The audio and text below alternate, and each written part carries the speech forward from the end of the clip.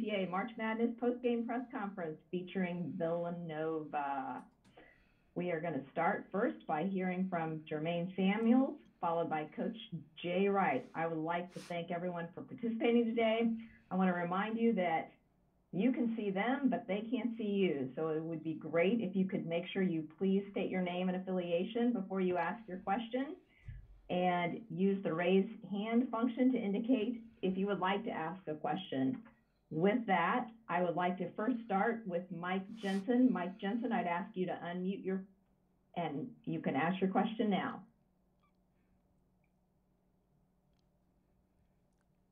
And did you expect Chris Arch to come out firing like that? Yeah, anytime. Chris is always ready to fire. He just hasn't really got an opportunity to the past couple of games because he's making plays for others. But Chris has always been ready, and he's been working on it since he stepped into this program. So, yeah, I'm glad to see him make shots. Was there some actual conversation? Go ahead and take it. No, that's just make a play. We trust him to make that play. He trusts himself 100% to make that play, and so he just made shots. Thank you. Thank you. Next up, I have John Teetle from Hoops HD. I apologize if I didn't get the pronunciation right. John, please unmute your computer. No problem. John Titel from hoopshd.com. Just want to ask about just the overall game. I believe you guys made 15 of 33s and had 6 turnovers. I know it's not perfect, but is that about as perfect a game as you guys have played all season? It might be.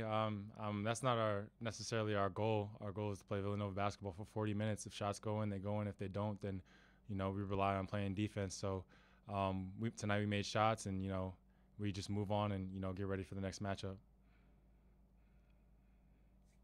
All right. Next up, I would like to introduce David Malandra. David, please unmute your phone or computer and ask your question. Hey, Jermaine, can you talk about the overall performance from you guys tonight, just how things were clicking? Everybody was out to, play Villanova basketball for 40 minutes. We've been talking about it all season, trying to be the best team by the end of the season and, proving to each other that we're all in this together. We're here to make plays for each other. And, again, we're playing 40 minutes of Villanova basketball. And I think everybody was going out there to execute that and prove that to each other all the way until the end of the game. How does it feel to make the Sweet 16? It's actually surreal. I haven't really thought about it, honestly, but, it's pretty cool. I'm not going to lie. How do you think you guys have handled everything so far in the bubble of Indy? I think we handled it great. We've been laser focused and staying together and getting better at the same time. I'm not getting old to these guys at all. Thank you. Next up, I have Mickey Shuey. Mickey is with the Indianapolis Business Journal. Mickey, if you could please unmute and ask your question. Hey, Jermaine, it's Mickey Shuey, Indianapolis Business Journal. Actually, I have a bit of a follow-up to that. How are you and your teammates passing time in the bubble, and how are you kind of staying in check in the controlled environment? We have dinners that we see each other in our rooms. There's plenty of basketball to watch. But every time we have, breakfast, lunch, dinner together, film sessions. So we're together a lot, and, we're getting better every chance we can. And that's pretty much how we pass the time. And, as far as protocols go, doing everything we're supposed to do, staying out of harm's way, sticking together, and, again, remaining focused. Do you feel like the protocols are a help or a hindrance to kind of staying locked in heading into the Sweet 16? They're definitely a help. We've been doing it all year, basically. We've been in a tournament. We've been in 2 tournaments where, it's been locked down, and, you have to be careful what you do and stay close to each other. So we're pretty much used to it by now. And, now it's all about just, keep getting better as the time goes on. Great. Thanks so much. Next up, I have Joseph Giuliano from the Philadelphia Inquirer. Joseph, if you could please unmute and ask your question.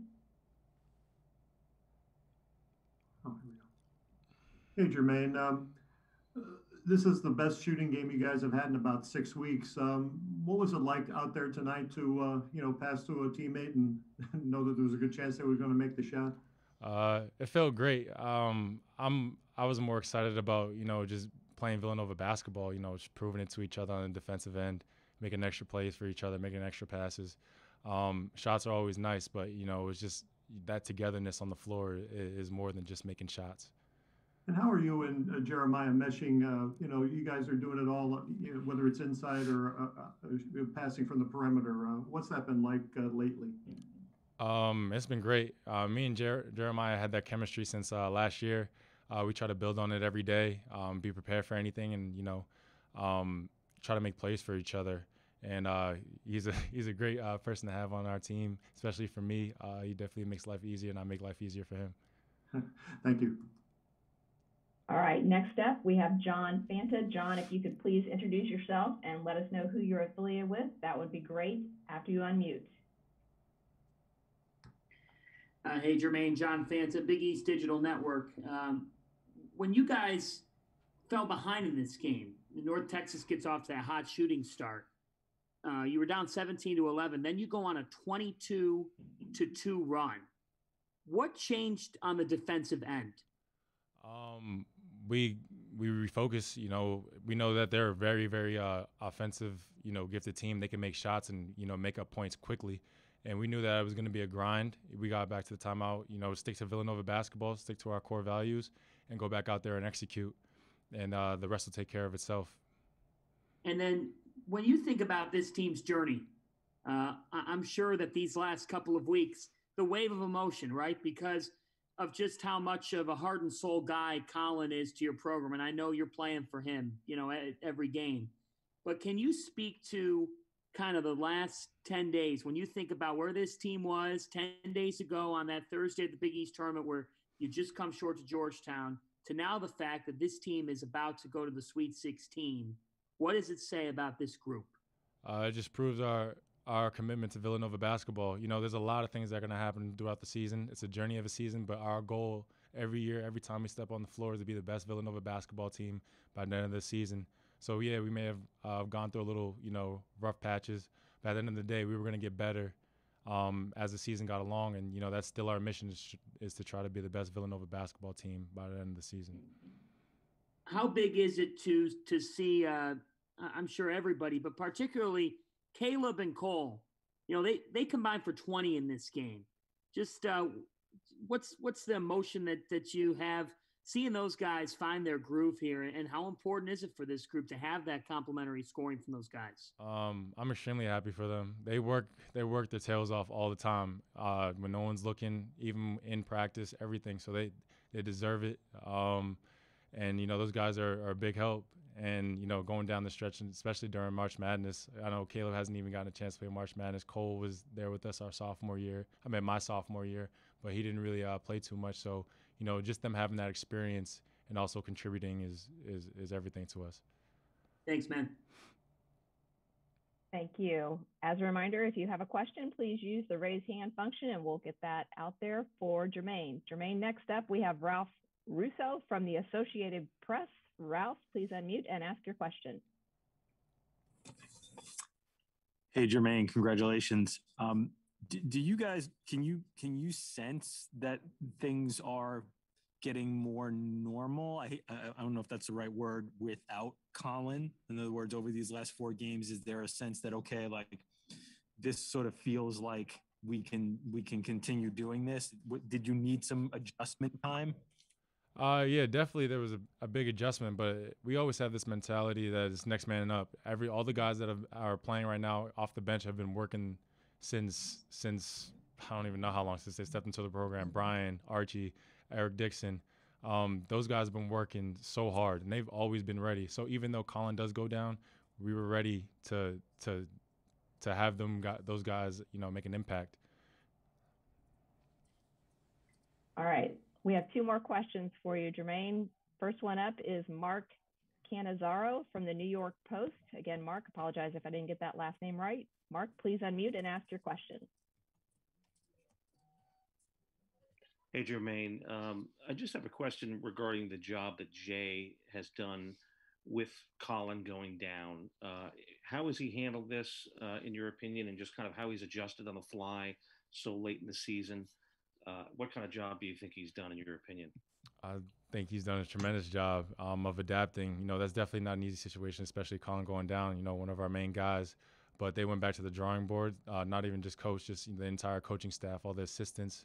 They went to the drawing board and, try to make things as simple as possible for us and making sure that the most important thing we do is go out there and play Villanova basketball. And that was going to be the bottom line regardless. Is there, in the time that you've been around Jay, what are the things that stand out to you that just, allows him to make these adjustments to keep you guys confident and move forward when things like this happen? One thing is the thing we always preach, attitude. There's no feeling sorry for ourselves. There's no being down on ourselves, blaming each other for anything. It's just the next challenge, next man up, and keeping that laser focus on trying to be the best team we can be. And, whatever happens, happens. And that's just the mentality that he's spread onto all of us as players through his mentality. Thanks, Jermaine. All right, Jermaine, our last question this evening comes from Michael Keeley. Michael, if you could please identify for Jermaine who you're with and unmute and ask your question, that'd be great. Thank you. Hi, Jermaine. I'm from VU Hoops. So obviously, North Texas came off an upset against Purdue in the first round. How did you guys approach what, could have been a trap game for you guys? And how did you, go from being a 12 seed and then being a 13 seed in the second round?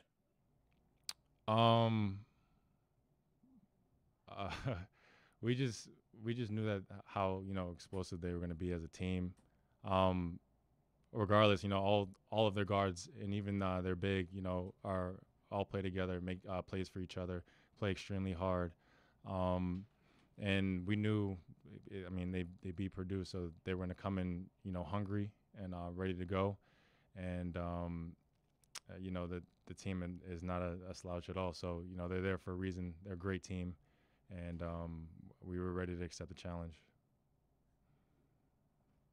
All right. Thank you, Jermaine, for your time. Best of luck in the next round.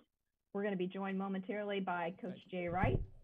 In the meantime, if you know you're going to have a question for Coach, feel free to go ahead and raise your hand now. We'll be started momentarily. Thank you.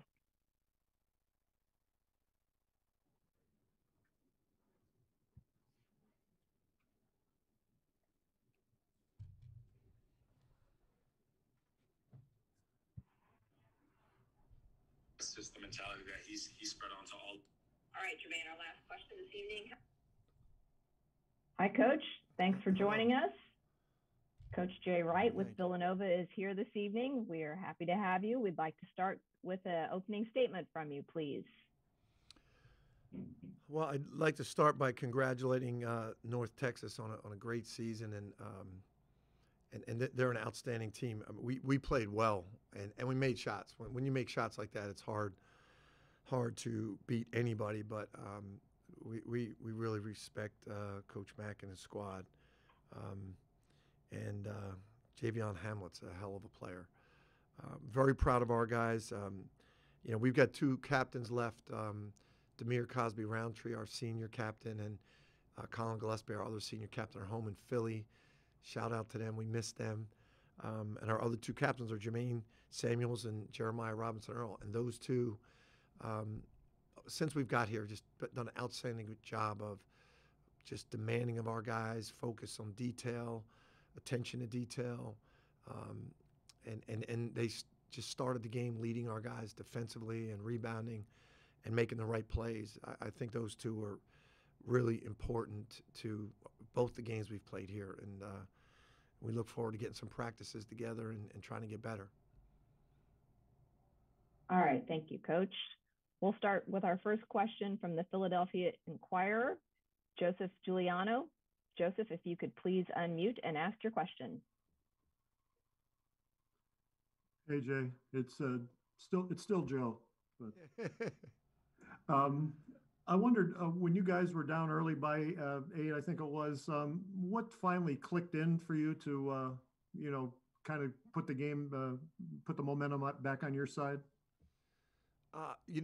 We had a plan going in defensively, and we knew that Hamlet was such a dynamic scorer. We knew we might have to adjust. We didn't think we were going to have to adjust that early, but Cole Swider came into the game and defensively started.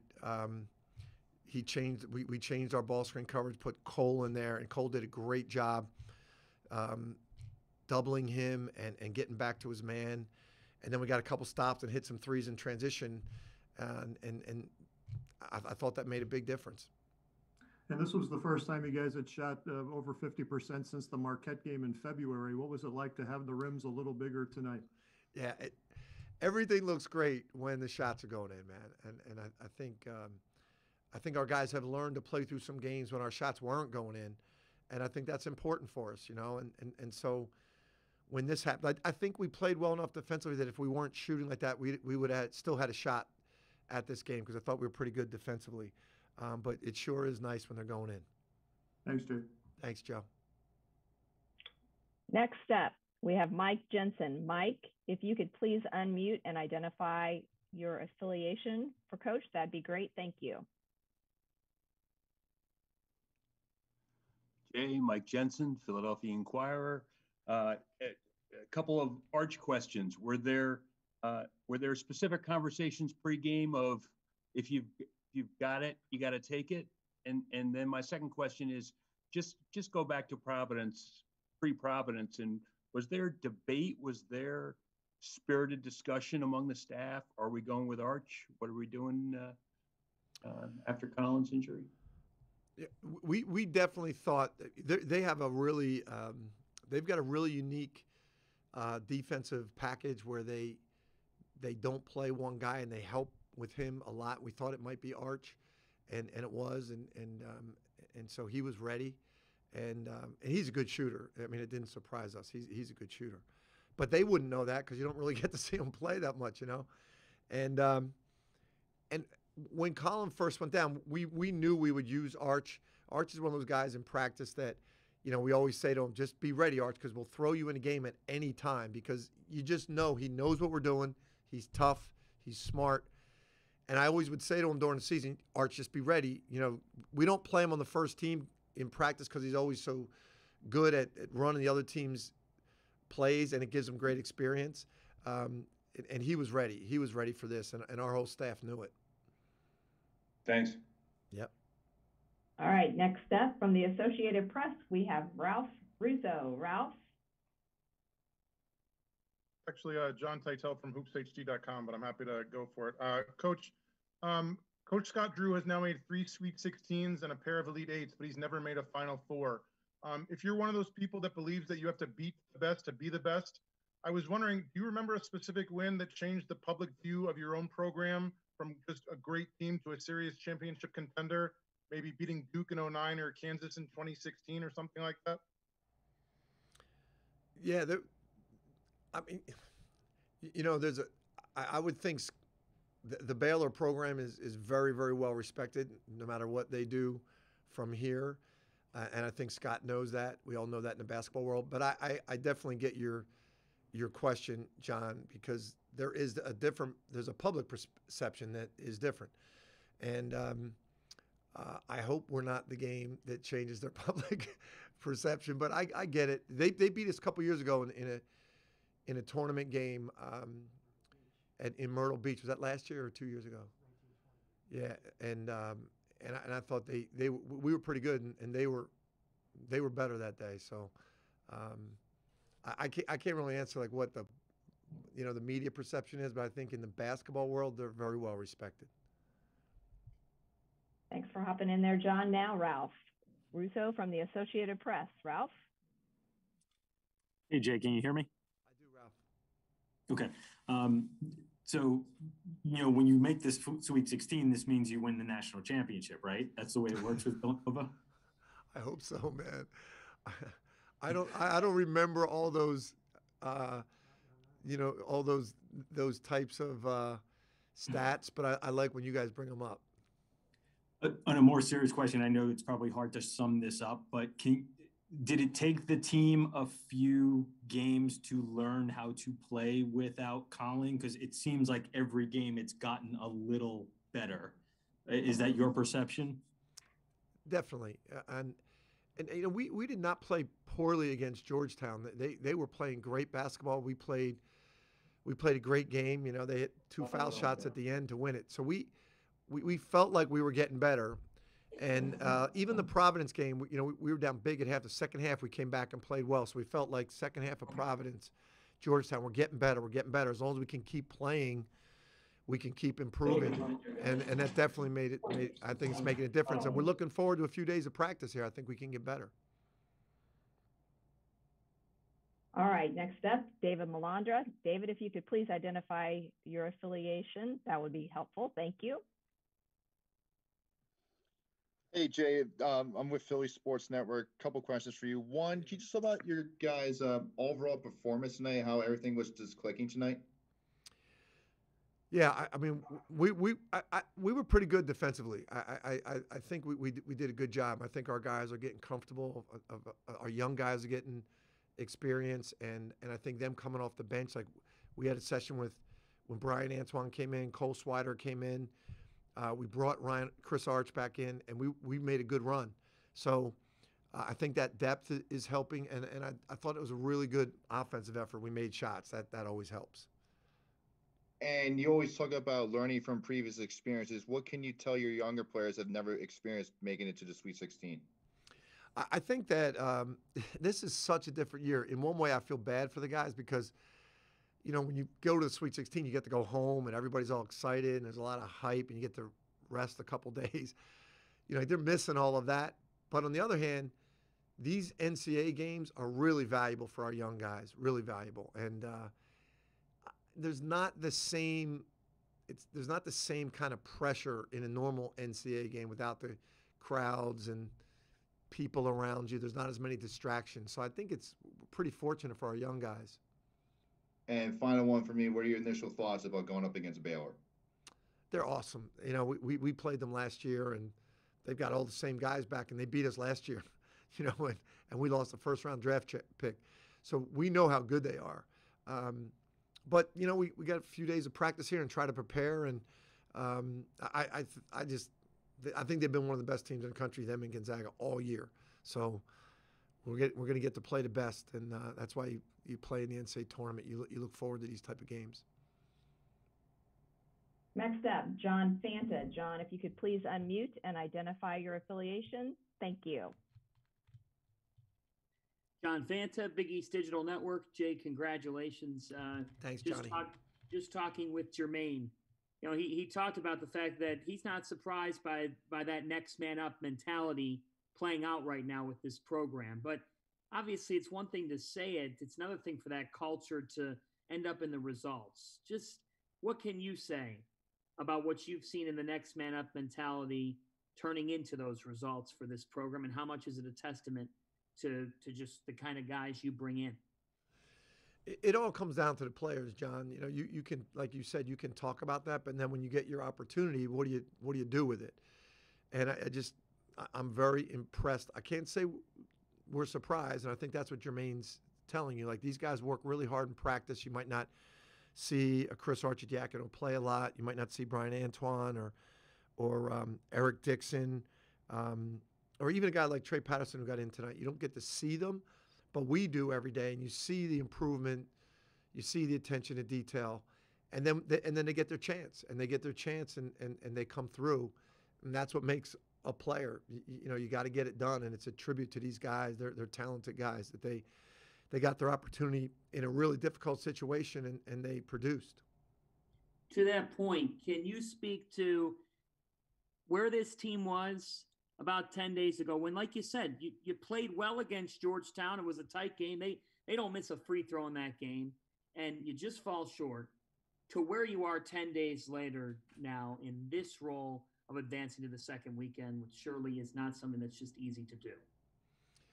Yeah, publicly, I can see the perception is, you got knocked out. You lost your last 2 games. You got knocked out in the first round, and that's true. You are what your record is. But on the inside, we knew we played a great second half against Providence. We knew we played a really good game against Georgetown. Without Justin Moore having any practice and really being at about 50%. So we knew we were getting better, and then we had great practices in New York. You know, our time spent in New York after getting beat by Georgetown, staying in the bubble there, practicing at Basketball City, we got a lot of good work in. We had 3 really hard days of practice, and it's nice when it pays off for the guys. Sometimes you do all that, you know, and you play a Winthrop team and they hit threes and you lose. But on the inside, you still got to know you're getting better. So I'm really proud of these guys, really happy for them. Thanks. All right, next up, we have Andre Monroe with Insider Institute. Andre, if you could please unmute. Yeah, Coach, congratulations on the win. You Thanks, guys Andre. faced adversity when you lost Colin. What does it say about the team to battle through that adversity and now make it to the Sweet 16? Most important, Andre, we have really good players. That's always, it always comes down to that. It really does. We've got really good young players that stepped up when they got their opportunity, and we've got, I hate to say older because Jeremiah's only a sophomore, and Justin's only a sophomore, but Jermaine's a senior, and Caleb Daniels, Brandon Slater, and Swider are juniors. You know, those guys are really good players, and they just took it up a notch, and they took more responsibility, and they got their opportunity, and they proved themselves. It's a really beautiful thing in sports, and as a coach, when you get to see your guys do that. All right, next up, we have Hendrix Magley with the Indianapolis Star. Hendrix, please unmute. Hi, Jay. Hendrix Magley with the Indianapolis Star. You know, I think after the 8-point North Texas lead, I think you guys outscored them 34-6 the rest of the first half. You know, in a tournament that seems like it's been reigned supreme by lower seeds and upsets, you know, how important was it to kind of go into that halftime break with that big lead against a team that's really kind of played with an underdog mentality, especially after just upsetting Purdue on Friday? Yeah, there's an advantage to being an underdog in some sense in the NCAA tournament, especially early in the tournament. Actually, any time in a tournament, you know, there's a little advantage. But there's a reason you're not the underdog, you know. So I really thought getting Brian Antoine, Cole Swider, and Chris Archidiakono coming back in, those 3 gave us great energy defensively and changed the game. And because we got stops, we got out in transition and got some easy baskets, got some easy threes. In the beginning of the game, we couldn't stop them, and Hamlet was just isolating us and scoring. So we were going up against a very good North Texas set defense. But I thought those 3 coming into the game made a big difference and got us on a run. All right, Coach, just 2 more questions here. Next up, we have Mark Cannizzaro for the New York Post. Mark, again, apologize if I didn't get that name right. You're up. Hey, Jay, congratulations. Thanks, Mark. Can you speak to, this is not the first time you've lost a player to injury in your long career, but what goes into trying to reboot and readjust when a key guy like Colin goes down, and how much of that is technical in terms of putting your players in different spots, and how much of it is mental in kind of letting them know, they can carry on and still keep the same success going? You're right, Mark. It happens to everybody. Everybody loses players, you know, every team, and it's happened to us a lot. And but a guy like Colin, he's everything on the court for us, and then off the court he is too. So, you know, there's a lot to it. Talking to Jermaine and Jeremiah about, you know, you're the only 2 captains left. Our other senior captain, Demir Cosby-Roundtree's out for the season too. So you're the only captains left. Like, a lot more responsibility on you guys. Talk to the juniors. You guys got to step it up. You know what Colin does off the court. You guys got to do that. And then there's a technical aspect when the guy you run your offense through is out, and you got to change, you know, the focus of your offense. But most important is players have to step up. And we talk all year to our guys about the fact that, all right, you might not be playing right now, but you know you're getting better every day. You know you're ready. So you never know when you're going to get your chance. It might be next year, but you know you're ready. And good teams have guys that are not playing, but they're good enough to be playing. They just have better guys in front of them. And I think that's what came down to with our guys. You know, guys that are playing now like Chris Arch and Brian Antoine and Eric Dixon, they've been ready, and they're talented guys, and I think that's making a difference. Just as a follow, I mean, you referenced, obviously, you've got good players on the team. The cupboard's not bare, but how would you characterize this in terms of degree of difficulty for you coaching with this year compared to maybe some other issues you've had over the years with the number of guys you've had go down? Yeah, this year, Mark, you can't even compare this year to any other. It's so crazy. I think at the end of the season, you're going to hear a lot of coaches tell some crazy stories of what went on this year. And let's keep it in perspective. There's far more serious things going on. You know, people losing their jobs, their lives. It's way more serious. But in our little tiny basketball world, it's craziness. So all of our quarantines and then these injuries, it's been a crazy year. It's definitely the craziest year in our coaching career. But I think most of the coaches will say that to you. Thanks, Jay. We'll talk to you next week. All right, Mark. All right. Last question this evening, Coach, is from Austin Petalillo from Trenton to Philly. Austin, if you could please unmute. Hey, Jay, can you hear me? I hear you, Austin. All right, cool. So obviously, like you mentioned earlier, no going home in between first round, second round, and Sweet 16, Elite 8. What's the schedule going to be looking like this week? You know what, Austin? I'm not sure. I was talking to our assistants. One of the things that we definitely want to do is get these guys outside for a couple of days. We literally, the NCAA has done a great job here of setting everything up so you can schedule time outside at Victory Field. But the days we were scheduled, it rained. And then on the nice days, we were busy with practice and game prep. We didn't get to do it. So we haven't been outside since Monday. So I definitely want to get these guys outside. We definitely want to get a couple practices in. We need it, and we want it. Our guys are excited. A lot of times this time of year, you just, you don't want to practice anymore. It's a long year. But we missed so much practice this year. Like, our guys literally enjoy practice. So I know we're going to do that. And I don't know when we're playing, so I don't know anything else about it. All right. Thanks a lot, Jay. Take care. You got it. Take care, Austin. All right. Thanks for your time this evening, Coach. Thank you. That's it for the post-game news conference. Transcript of Coach's interview will be provided by ASAP Sports at ncaa.com/transcripts. You can also find a recording of this press conference in the NCAA Digital Media Hub at ncaa.veritone.com. Thank you all for joining us.